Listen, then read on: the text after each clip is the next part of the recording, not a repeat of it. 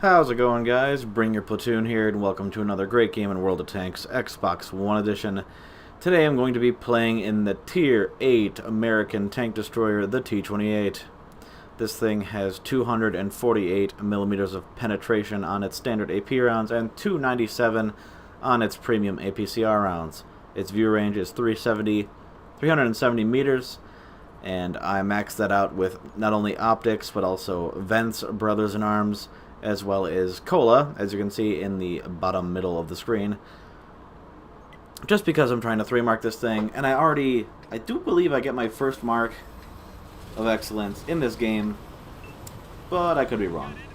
Anyway, moving on. If you're facing your own tier and they have bigger caliber guns, it's a 50-50 whether or not they go through your front reliably. If they have smaller caliber guns, then don't worry about it so much, but this thing's got about 230 millimeters of protective armor in its upper plate, but it is very flat, and as soon as they load premiums, they will go through you, no problem. If you get tracked and you're not facing opponents straight on, you will be damaged and tracked at the same moment, in the same shot, I should say. This thing's got an accuracy of 0.38 with an aim time of 2.1, and I magically managed to pen and track that Tiger P. Unfortunately, RNG just doesn't see it in me to get another shot on him, so that's fine. I really like this tank. The only thing bringing it down is its speed, obviously, because I've been averaging probably 2,500 a game, around that, or 2,000 per game, just because once I get into the battle, the match is pretty much over, and if you play too aggressively in this thing, people are just going to load premium in their tanks and just shoot the fuck out of you, draining your already small HP pool to nothing. It's not too bad. It's just when you're facing tier 9s and tier 10s is when this thing really is not, it just doesn't do very well. Apologies for that sound. That was my phone going off. I'm just going to leave it there and not even edit it out. But I really do like this thing. It's got no armor on the sides, though. It's got like 50 millimeters on the side, so you can still bounce shots at auto ricochet angles, but that's, yeah. I want to say to be aggressive, because with the setup that I have now, I can reload pretty much every 7.2 seconds. A little over 7 seconds, and it's pretty great. I can out DPM a lot of my own tiered tanks, and even some tier 9s. It's pretty funny. But if you don't like the line at this tank, you're going to hate it throughout the rest of it, because it's after this it's the T95, and while you do get a fuck ton more armor than you had with this thing, especially in the sides and in the front, well, just all around. If you don't like slow tanks, don't play this line. I wouldn't recommend it to impatient people, because once again, if you don't get to the battle in time, or if you push too aggressively, it's a difficult It's a difficult tank to play, because it all depends on the situation you're in. You can very easily premium through a majority of the tier 10 tanks that you will face, but like taking this out to the field right now is not the best decision on my part. Although I do get a free pen into that Panther, unfortunately I also get pet myself right in the side by a T29. So was it worth it? Probably not. But I saw that my team was pushing up to their base, and I was hoping that I could spot some idiots out in the open. The only idiot that was out in the open was me. So that gets a little awkward real quick, and I just keep getting detected. I'm really hoping that they can spot that T29 and the Challenger back at their base for me to shoot at them, but it's just not in the cards for them to do so. So I decide to make my way back to the base, because there's a Panther who I'm going to put another shot into and low roll.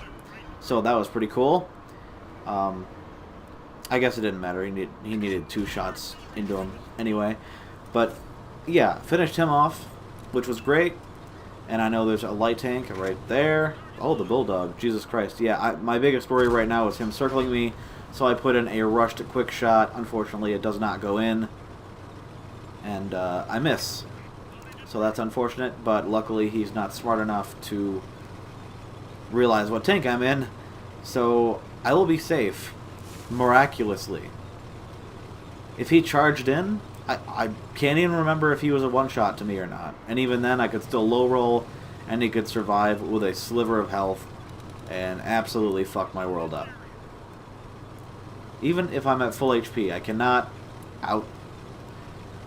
cannot spin this tank around for him. Yeah, I will not be able to keep up with him when he's encircling me. Let's just put it like that. But it's a good sniping tank. It can't hit weak spots reliably, and the shell velocity is a little slow, which is mostly why I have a lot of APCRs on this tank. That's a lie. I have a lot of APCRs on this tank because I know it also faces tier 9s and tier 10s, and 248 to a tier 9 or tier 10 pen is not good enough for either of them. I get a free shot into the Tiger P once again, and then the Challenger is also... Oh my god, do I get 2? Oh my god, look at me. And then the Challenger is still out in the open. Don't know what he's thinking, but I finish him off before he gets away, which was great. And now the only tanks that remain on my team are the Lova, heading towards their base, and myself, in this T28. But yeah, in your own tier, it's a good tank. Don't be over-aggressive, try to snipe a majority of the time, and you'll be fine. But as soon as they have shots on your side, you're going to take damage. I have not had a lot of issues with getting my ammo rack broken, or my ammo rack damaged, sorry, or my engine catching on fire, but once again, it's an American tank, so... Or did I mention that in this gameplay? I don't think I did, but yeah. It's got a 20% chance to get set on fire, so like 1 in 5 shells will set you on fire, which seems like a lot, but it's really hitting you in the side or the ass end is going to do anything.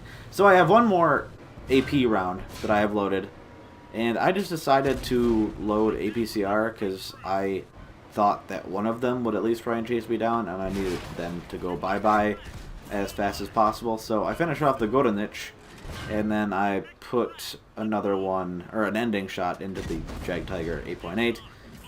If he shot premiums there, I don't think he was shooting them, but if he shot premiums there, there's a very good chance that he would have went through me. Considering his premium pen is like 237, I'm going to guess at least one of his shots might have gotten through. But, yeah. Unfortunately, he wasn't firing them, so he didn't go through. So now there's 2 tanks left, the Tiger P and the 112, who decided it was a great idea to go in the middle. If he loaded premiums, there's no doubt in my mind that he would be able to shoot me through my upper plate. Because reasons. And he's a heavy tank. I really don't know what else to say about this tank, other than I just enjoy it. Like, how you play this tank is pretty much the same way you would play. An amazing shot there by myself. I just kind of lucked out with RNG there, hitting exactly where I was aimed. And I need to get closer so I can finish him off reliably instead of getting rushed by the, Tiger P. And then once again, really far away, 330 meters away, and I picked the hatch of that Tiger P who was poking over the hill. So that was really lucky too, but I would have eventually killed him, because the Lova is covering me. The 112 hits a viewport and does no damage, and then I rush down to him for the finishing shot. I net myself a good... let's just look at the stats, because I know I can read it in the top right, but it's going to go away, and then it's going to fuck up what I'm saying, so I might as well wait. I make a little bit of money, because I did shoot some premiums there. Luckily, none of them missed, I don't think. But yeah, that nets me... I'm just going to round up. 6,000 damage combined with the base damage 5,700 and the assisted damage 250. Yippee. But yeah, that's probably the best game I've ever seen in this tank from myself, or in my personal experience. And just for funsies, we're going to go back to the garage, and I'm going to show you what I 3-marked just recently. Not this bad boy. This bad boy only has 1 mark on it. But this bad boy, super easy to 3-mark. If you do like 3,000 damage a game, you'll get it no problem. Apparently there's a lot of shitters that play it. And this thing was kind of difficult just because, you know, wide open maps and arty. This is a crowning achievement. T95 with Welcome to Hell on both sides, and of course, all American decked out with those patriotic shields on both sides. And then there's the T123 that I haven't 3-marked yet. But that's the game. Hope you guys enjoyed the gameplay. Thank you for watching once again, and I'll catch you next time.